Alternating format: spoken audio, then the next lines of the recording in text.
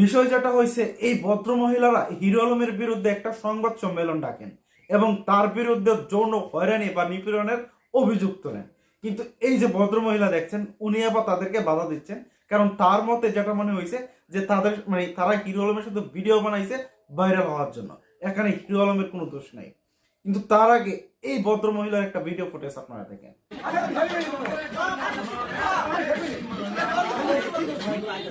এখন আমার যেটা মনে হচ্ছে সেটা হচ্ছে পুরোটাই একটা ভাইরাল করার জন্য, তারা নিজেরাই ভাইরাল হওয়ার জন্য এই নাটকটা তারা সাজাইছে। আবার হিরো আলমের রিয়াকশনটা একটু দেখেন।